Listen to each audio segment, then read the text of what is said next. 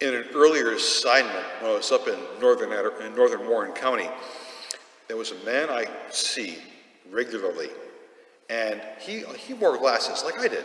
However, he wore his glasses up here, okay? I'd see him driving on the road like this. I'd see him at the supermarket like this. I would see him as a lector on Sunday at Mass, proclaiming God's word like this. Yeah.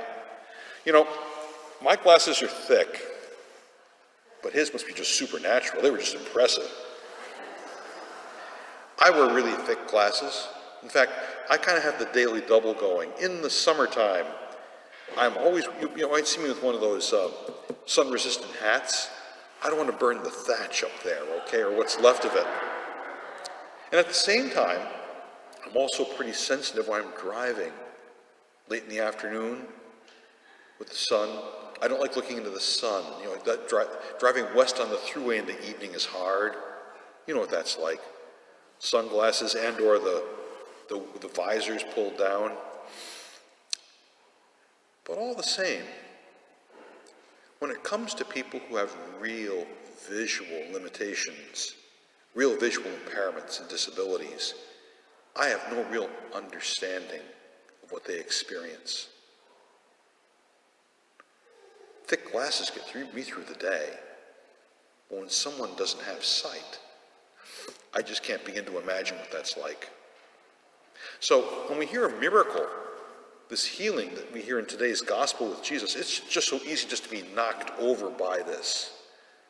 I'm really impressed with this. But from time to time, I have to be reminded to keep the perspective of Bartimaeus in mind.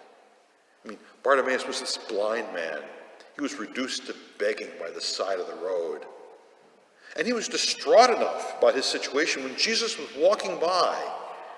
He called out to Jesus to have pity on him. "Son of David, have pity on me." And he called out many times in a loud voice. And the people around Jesus, they were getting a little, I don't know if the word is annoyed or they were just a little disturbed.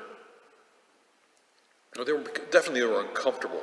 Now you might think, why would they be uncomfortable? Jesus responds to people who have needs. But let me put it to you this way. Suppose Jesus was coming to your house for dinner tonight, and while you're sitting him down at the table, someone from the neighborhood runs up to your porch and starts slamming their hands on your glass windows, calling out to Jesus. You might be thinking, what can we do to get rid of this guy? What can we do? But a week ago, I was telling you about Bishop Scharfenberger's visit to Mexico. The phrase that's been in my head all week long is, he met people the rest of the world wants to ignore. In Jesus' time, blindness just wasn't a physical disability or a burden. It was thought to be punishment, maybe for a sin I committed or a sin an extended member of my family committed. Bartimaeus was shunned and pushed to the side by everyone. He was left on the outskirts of town. He was separated from his family. He was unable to earn a living or to participate in the life of the larger community. Jesus is walking by and Bartimaeus hears this. He must have dreamt for a day like this for years. The opportunity to end the darkness in which he had been plunged. He longed for the end of his suffering. And Jesus motioned him to come forward. And the crowd said to him, "Bartimaeus, take courage, get up, Jesus is calling you." And he sprung up and he left his cloak behind, perhaps one of his few possessions, and he went to Jesus. And we're all thinking, what's in Bartimaeus' mind? He must have been excited. I mean, he's going to leave behind his inability to see and all the shame and frustration, all the pain he's had to live with, all that's being left behind. The exchange that Jesus and Bartimaeus have in the gospel is remarkable. Jesus says to him, "What do you want me to do for you?" I mean, I'm surprised you weren't jumping up and down in the pews. Jesus, give him his sight back. Of course, what else would he ask for? Bartimaeus says to him, "Master, I want to see." But there's things going on here that we don't see. Bartimaeus calls Jesus Master. He just got done calling him Son of David a little while ago. Bartimaeus is a believer. And in the Greek, it's not, I want to see your face. He says, it's not saying, I want to see. He says, I want to see your face, is what Bartimaeus says to him. He's speaking to the Son of David, the Son of God. He can't see him, but he wants to see his face. It's a statement of faith from the blind man who's been relegated to the side of the road for so long. Everyone passes him by. But this does not pass by Bartimaeus' notice. In faith, when Bartimaeus calls out, the Master passes by, without faith, Bartimaeus might have said to Jesus, I want to see. I want to see my family. I want to see the stars at night. I want to see the sunrise. After years of blindness, doubt, pain, fear, he longs to see the face of the one in whom he believes. Standing before him with faith, he asks this one to deliver him from all that darkness he's lived in.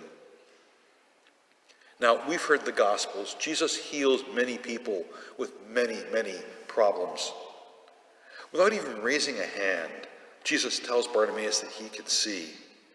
And unlike other vision miracles or miracles for people who are deaf, there's no clay, there's no spitting, there's no water, there's no washing.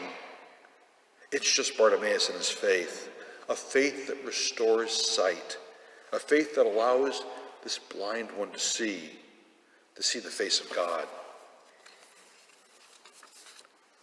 It's the same faith that saves us from our blindness, the individual blindness that each one of us knows about when we think about our relationship with God and with others, the sin, the ways in which we don't live up to what Jesus has called us to do. But it's not just individual blindness. How about the blindness of a whole family? The blindness of a town? The blindness of a parish or a church? How about the blindness of a nation or a world? Blindness to injustice, racism, violence, greed, discrimination. Our thoughtlessness. I want to be first, forget everybody else. How about our unwillingness to listen to each other? Our unwillingness to forgive? Our inability to even walk with others? Our reluctance to love? And when I look inside myself, even though I can see that kind of blindness that sin brings about, hey, that kind of sin just scratches the surface, doesn't it? There's so much more for me to think about, for ways to reform my life. There's no need for me, there's no need for us to wait for a miracle. We've been given a clear and loud call from Jesus. Just like he said to Bartimaeus, go your way. Your faith has saved you.